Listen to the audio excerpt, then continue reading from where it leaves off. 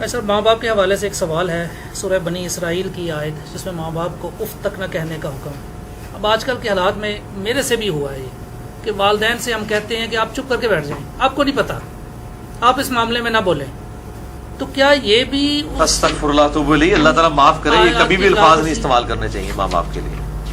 اچھا سوال کریں آپ پورا۔ سوال یہی ہے کہ کیا یہ ایسا کہنا بھی ان آیات کی خلاف ورزی ہے؟ سرکار یہ سب سے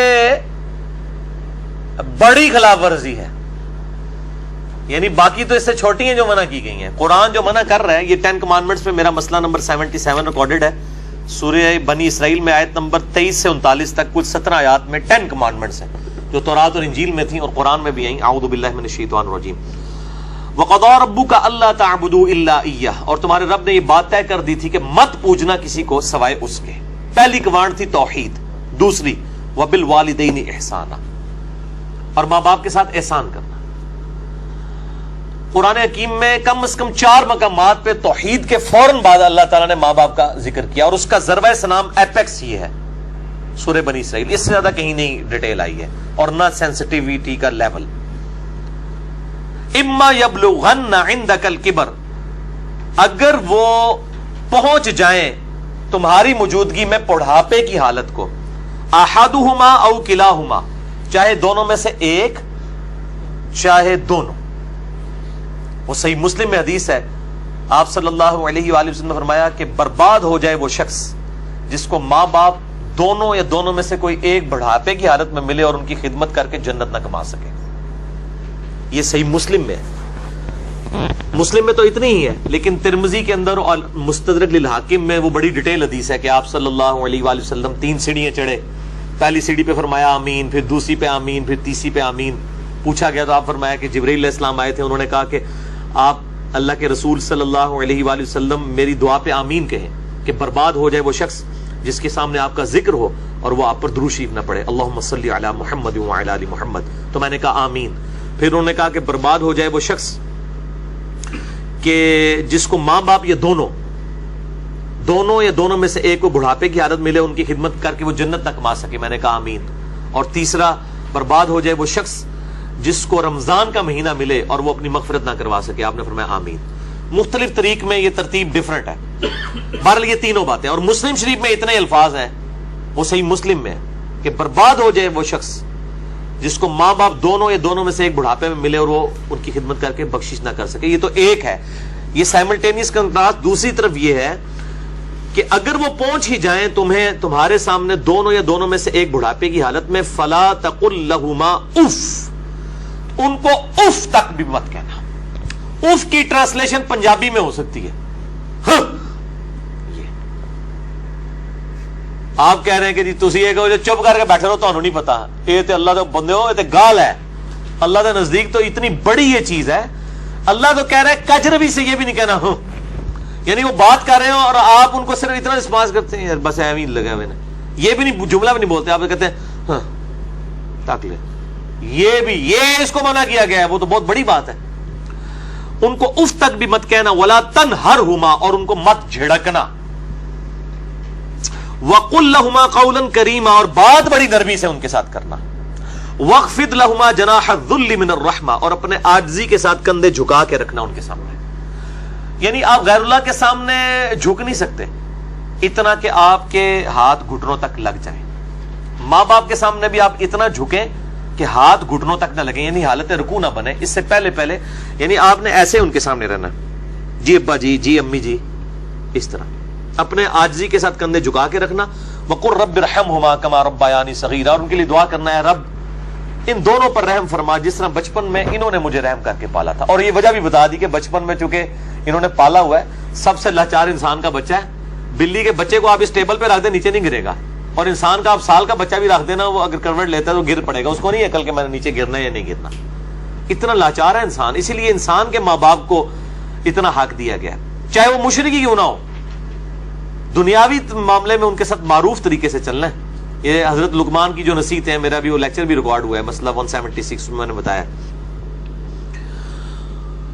ربکم اعلم بما فی نفوسکم، یہ آپ کی بات کا جواب آ رہا ہے، تمہارا رب خوب جانتا ہے جو تمہارے جی میں ہے۔ ان تکونوا صالحین، اگر تم نیکوکار ہو، اچھے ہو، یعنی تمہاری عادت نہیں ہے بدتمیزی کرنے کی، کبھی کبھار کوئی تھوڑا سا سکپ آف لینگویج یا سلپ آف ٹنگ ہو جاتی ہے، فَإِنَّهُ كَانَ لِلْأَوَّابِينَ غَفُورًا، تو پھر بے شک اللہ تعالیٰ توبہ کرنے والوں کی توبہ کو قبول کرتا ہے. یعنی عادی مجرم نہ ہو. ان تکونوا صالحین، اگر تم عادی مجرم نہیں ہو، عام حالت میں تمہارا بڑا اچھا ایٹیچیوڈ ہے، کبھی کوئی اسٹیٹ آف مائنڈ ایسی تھی کہ کوئی بات غلط نکل گئی، فوراً توبہ کرو. توبہ اللہ سے بھی کرنی ہے، ان سے بھی معافی مانگنی ہے، اللہ تعالیٰ معاف کر دے گا. لیکن یہ معاملہ بہت سینسٹیو ہے نا جی. اب دیکھیں کہ ہم دنیاوی معاملات میں بھی، یعنی سوئی گیس کی وجہ سے آپ کو پتا ہے کتنے لوگ ہیں جن کے ساتھ ایشو بنتے ہیں. ہم کتنے وہمیوں کی طرح رات کو چیک کرتے ہیں، یار کوئی یعنی کوئی کہیں پہ پائلٹ کھلا نہ رہ جائے، یا ہیٹر جلتا ہوا نہ چھوڑ دیں پیچھے سے، وہ اگر لوڈ شیڈنگ ہوئی اور پھر گیس آئی تو آپ پتہ کتنے لوگ ہر سال مرتے ہیں. تو کتنی احتیاط کی جاتی ہے. چھوٹے بچوں کے سامنے ماچس لائٹر نہیں رکھا جاتا، تو احتیاط کرتے ہیں. تو آپ دیکھیں اس طرح کے اگر آپ احتیاط ماں باپ کے بارے میں کر رہے ہیں تو شاید سالوں میں کبھی ایک دفعہ ہو، لیکن ہر ہفتے ہی جھڑپ ہو جاتی ہے، یا جب معاملہ ہوتا ہے تب جھڑپ ہو جاتی ہے، تو اس کا مطلب ہے ان تکونوا صالحین نہیں ہے آپ، لہذا آپ کی توبہ بھی کوئی قبول نہیں ہے. توبہ بھی نہیں ہے جب تک کہ ماں باپ صحیح طریقے سے معاف نہ کریں اور اپنی روش صحیح نہ کر لی جائے. تو اس میں یہ بہتر، یہ میں نے بھی دیکھا ہے، مطلب میرے بھی ایک بڑی ایکسٹروورٹ نیچر ہے، تو مطلب بعض اوقات ماں باپ کو یعنی ایک بچپنے کی طرف سورہ حج میں آتا ہے کہ اللہ تعالیٰ رذیل عمر تک لٹا دیتا ہے کہ کئی چیزیں جاننے کے بعد کچھ نہ جانے. بوڑھے اور بچے برابر ہوتے ہیں. میری بھی یعنی الحمدللہ دادی ماں کی عمر 90 سال ہو چکی ہے. میں یعنی آج سے 10 سال پہلے دیکھتا ہوں اور اب ان میں کافی فرق آیا. یعنی بالکل بچوں والی آتے ہیں، چھوٹی چھوٹی بات کو مائنڈ کرنا. تو میں اپنے ماں باپ کو بھی سمجھاتا رہتا ہوں، وہ ابھی بھی ان کے ساتھ اسی طرح مقابلہ کر رہے ہوتے ہیں ادب کے دائرے کے اندر. تو میں کہتا ہوں ان کے ساتھ مقابلہ بنتا ہی نہیں ہے. جیسے چھوٹا بچہ تو آپ کو 5 دفعہ پوچھے گا کہ بابا یہ کیا ہے، تو آپ بتائیں گے پیار سے، پھر اس کی بھی آگے سے وہ کیڑے نکالے گا. تو اب وہ کئی بار بھول جاتی ہیں، مجھ سے بار بار پوچھ رہی ہوتی ہیں، تو میرے سامنے یہ آیات ہوتی ہیں نا، تو میں وہ 10 دفعہ ایک بات اگر مجھ سے پوچھتی ہیں نا تو میں 10 بار جواب دیتا ہوں. میں یہ نہیں کہتا میں تو کل بھی دسیا سی، کیونکہ ظاہر ہے کہ اس عمر میں پہنچ کے رذیل عمر میں یہی کچھ ہو جاتا ہے. تو انسان کو یعنی بالکل پازیٹیو رہنا چاہیے، ڈرتے رہنا چاہیے، کیونکہ توحید کے بعد قرآن حکیم میں کم از کم 4 جگہ اللہ تعالیٰ نے ماں باپ کے حق کا ذکر کیا، اور جنت اور دوزخ ڈیپینڈنٹ ہو گئی ہے.